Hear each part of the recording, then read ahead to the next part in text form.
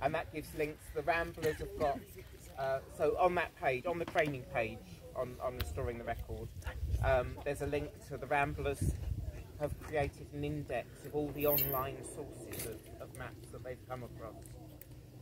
And when anyone tells them, oh yeah, but did you know my you know, this history group have put this on the web, they go and add it to their list. So lots of historical mapping is available now online that way.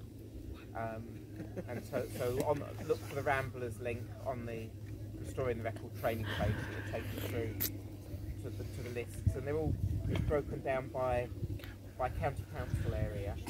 So you don't have to go through loads of rubbish. You know, you get to the bits that are relevant for you quite quickly, which is quite good. So for Warwickshire, perhaps they could look up like Ramblers Society in Warwickshire, or perhaps the Horse Society in Warwickshire, the local links, and they may be able to give you signposts.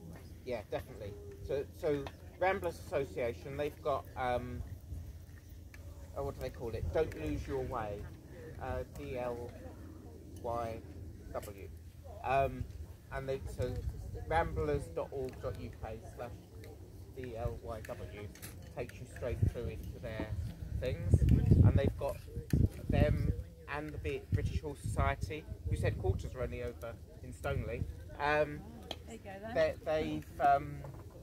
They've all got on their websites. You can go and look up your local person and get an email address or phone number, and just talk to them, find out what's going on locally.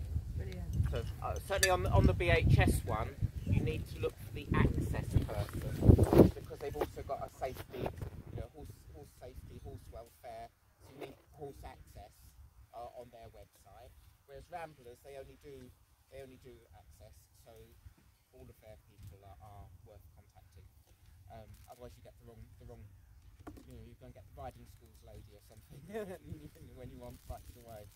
So that's good. I've not done too much with Cycling UK, but they're getting really into the cyclists that use GPS on their handlebars and track their routes. And they've worked out that you can show, but look, 20,000 people or 20,000 cycling journeys used this route last year, just from the Strava, from what's been recorded, and they're using that as evidence now, which is really good. And it saves finding all the individuals, because you can show, well, they must have used it because it wouldn't record it with the GPS if they hadn't been down there. So they're finding new ways of finding evidence, which is really good.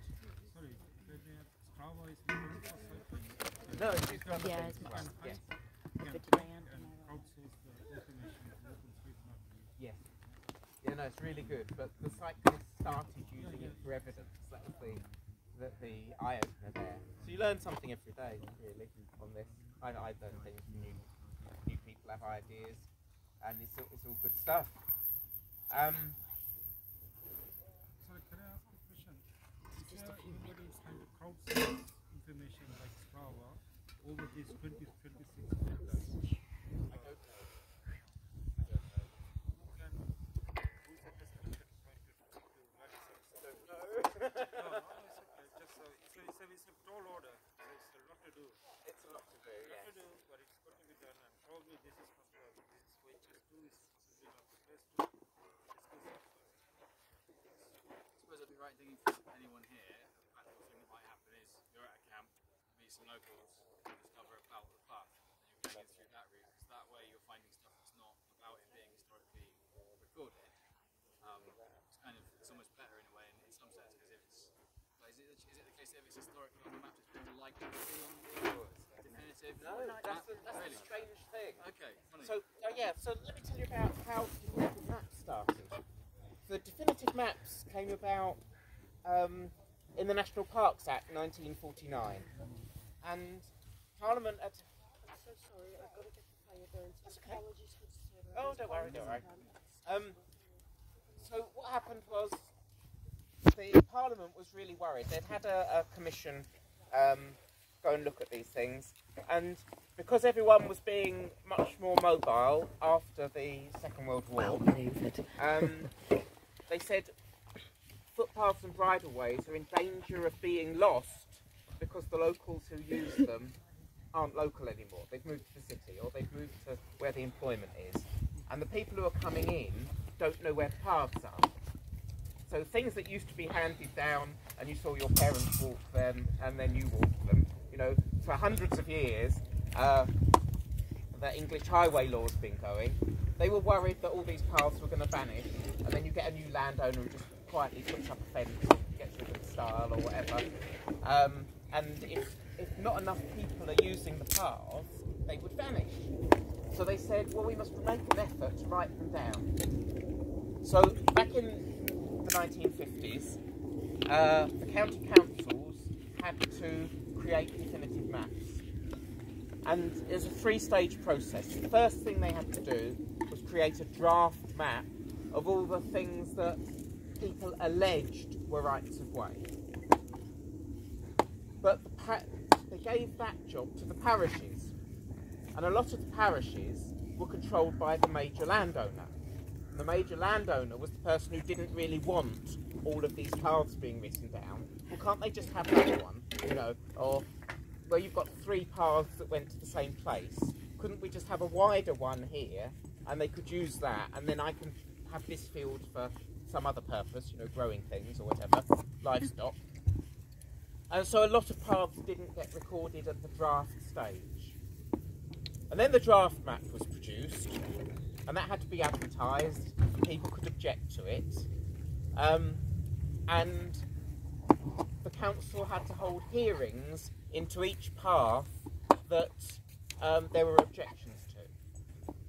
Now, at the time, the National Farmers Union told its members to go and object to things because it was the only chance of getting rid of them that they had.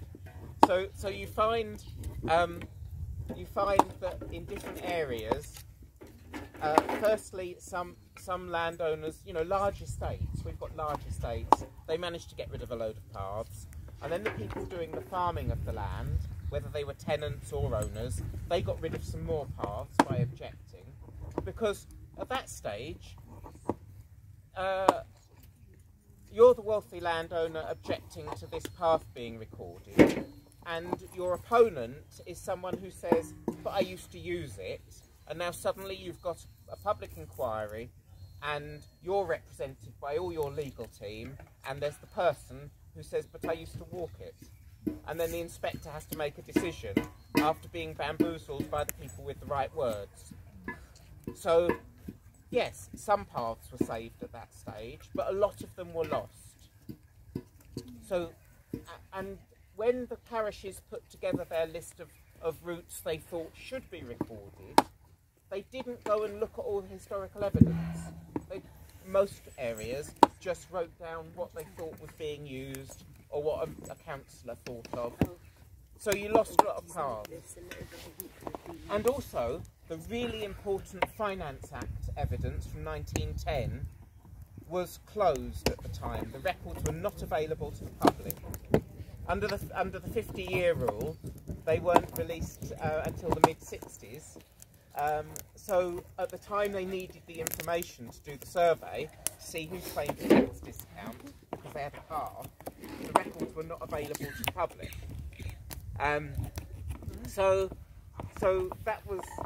we lost a lot of paths at those stages. Although you can apply for them now and say they didn't do the job properly. Look, here's the evidence. Can I have it assessed, please? The second thing is, after the draft stage, they created what they called the provisional map. And that had to be advertised again. And at the provisional map stage, only the landowner could object. So you couldn't object that something was missed off. You could only object that something had been written down that shouldn't. So the second stage was designed to weed out some more. And then the third stage was the definitive map. And then that's conclusive proof of your right, of everything that's written on it, without prejudice to the things that are not written down yet. So It just means that the burden of proof is on you to show that a path not written down needs writing down. So that's why Parliament has created an application process in 1981 for people to apply for paths to be recorded that had either got missed off early or have come into being since through usage. So that's the general way of it. And yeah, you'd like to think, see, everybody always says, yeah, but they will have done that then. No, they wouldn't. They didn't. And there's so many paths that just got missed off because it wasn't done thoroughly. No, it's not too late. We've got 5 years left. When I used to walk down the hill to school, and the Hope Church, the big church on the corner, but you could run like halfway down the hill, you could run down this path which had a hedge either side, to a yard at the bottom where they're at on the outside. Sorry to interrupt you, Rowan, but I'm getting off from where I chance to chat. And I used to run down now at 12, 13, 14. And then in that last year of school, the church bought a piece of land that we were looking at over there. They put one house there, blanked it off with like an 8-foot fence all the way along to it. Nobody stole the view from thousands of children who could have seen it, right? And what they did is they took away the hedge on one side halfway down, and the hedge on the other side down, and they just threw it all in, they cut down. No, that path will still exist. If you couldn't. Bye everybody. Bye. Take care. All the best. The fact, so that's really interesting. The fact it was a hedge route, that would say, well, why would they put 2 hedges with? You wouldn't. You'd have 1 hedge. You know, so you've got a track. So that's good evidence. So what you need to do is find other people who used to use the track. So, or even if they didn't use it themselves, who could say, oh yes, I remember, even if they only use it now and again, or they once used it and said, oh, I remember walking down this and there was a hedge either side. That's all good evidence. That doesn't make any difference. One, the church doesn't get special powers on that, and 2, if they've built a house across it, So their house was across it, they oh, at side the it, but side. they nicked it. Right. Nicked the whole No, that'll come back to the public if you make an application with a few statements. Yeah, that's really good. For the sake of the cause, couldn't we just say, yeah, we've all seen that path? No, you must never tell lies. Oh, because gutted. as soon as, well, firstly, if it's contested, then the inspector can require everyone to give evidence on oath. And if you're giving evidence on oath and you're lying, that's perjury, and you really can go to prison for it. So that's the first thing. The second thing is, if people start telling lies, the council will decide, no, we don't believe any of those people or the groups that have been making the applications, because we found them out on this one. How can we trust anything else? And inspectors will start saying, oh no, these are the people who tell lies, and dismiss the evidence. So it's really important you don't ever do that.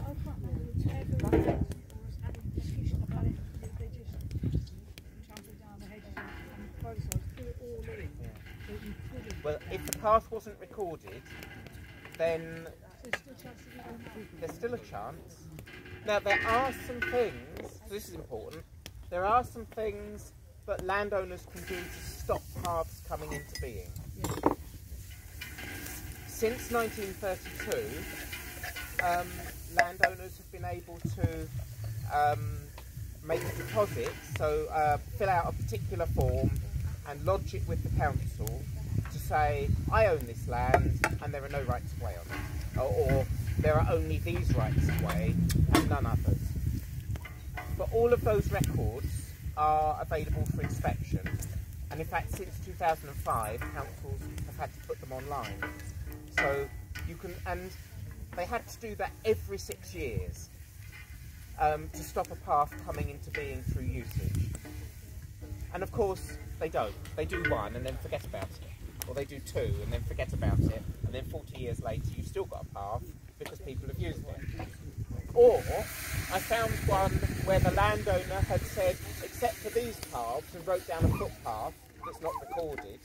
So we applied for it on the basis of the landowner's own statement, and it got recorded. You know, because it's really powerful evidence, that one.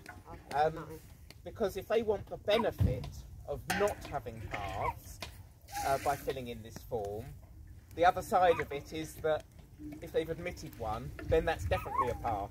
So it didn't need any other evidence. So what would be the form if you go to the council and say, I want to report that there's a footpath here? What form do you ask for? Oh, so to apply for one, just ask for a form to apply to record a footpath. And go to the rights of way people, and then it's a modification order application is the title, because you're modifying the definitive map. So that's why it's called a modification order. So, you know, it's not like Form 73. It's, and in fact, in most councils, it's a Form 1 in their rights of way department. But, you know, they'll give you the forms, and that's all. And they're also, a lot of councils have them available to download and print at home, or type in the answers at home. But they will post them to you if you phone them up and ask. And that's all straightforward. But do check whether, if you're going for a user-based application, make sure that the landowner hasn't put in these deposits that stop user evidence counting. They'll be online. Since 2005, councils have had to put them online. And it has to have been done in the last 6 years? Well, now it's gone. This current government moved it to 20 years. But if it's a while, so for that example, it was a while ago, so it would have been under the 6-year rule. Now it's 20-year rule. But if they did one today, if they put in a deposit today, all that would do is be a date of challenge, and you go back 20 years.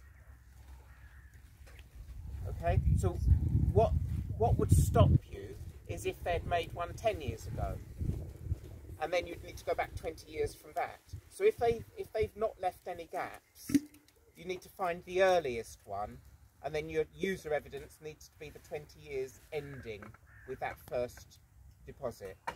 But landowners don't make lots of deposits because they have to pay money, so you don't find that many. In Hertfordshire, there's probably 100 deposits across 80 years in the whole county, and they're all on the website. So the chances are you're fine, but it is just something you ought to check if you're about to spend a lot of time collecting the evidence. Just go and have a quick look first. By deposits, do you mean someone putting in one of these forms saying there is no path? Yes, they call that it's a Section 31(6) deposit, but they call them deposits. Yes. Who's strong? Sorry to interrupt. Who's strong? Anybody? If not, pass it on, Sorry. please. Sorry to interrupt. No, any person can apply. Even people from Scotland can they? Yes, any person anywhere can apply. Try And also tapping it on the companies- side of something first. You know, It makes sense for a group to do it, isn't it? Because you can make a it's template. good if you do it as a group. You should write your name for and on behalf of name of the group, because then if you're run over or something or moved, somebody else in the group can take it over. Yeah. Also, Where I grew up, there's like a railway line, and there's always been like a crossing, of, just like there was like gates, and you could go across.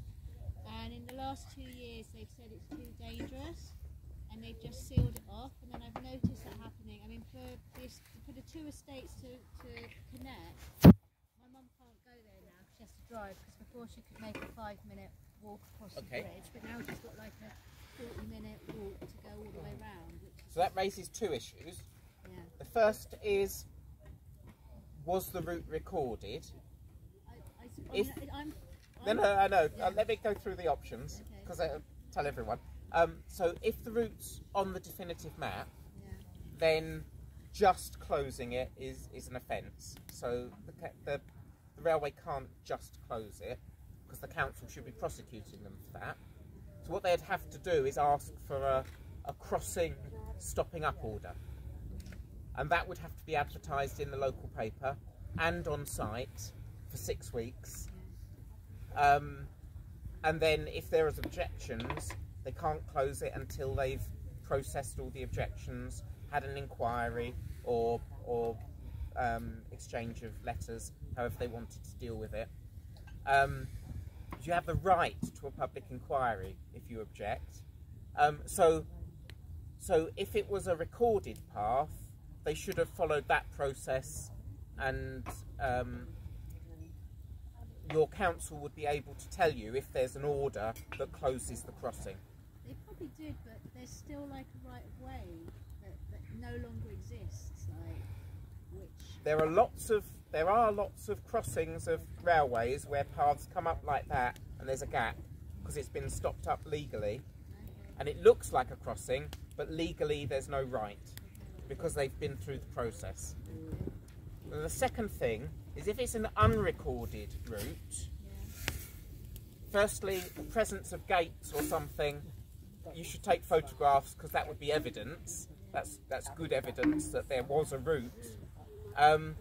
But if it's unrecorded, then nobody will prosecute them for closing it, but it won't stop you from applying for it and having it reopened if you can show that it really was a path. So they're the two things on that one. Okay. Do you think that one of the reasons HS2, where I'm in Steeple Claydon, they have hammered every single footpath around there that's just closed, and when they've cut some really long old bridleways as well, so they put these bridleways in the middle, so we were down on horse, so we're 5 miles down and then have to turn around and take exits. Do you think it's because they'll be considering their sites as railway lines? Do you think it's saying that they can shut off a byway for a railway line? Do you think that that's essentially what they're using? To use their special powers, they did seek powers to close paths as part of their the HS2 Act, the Act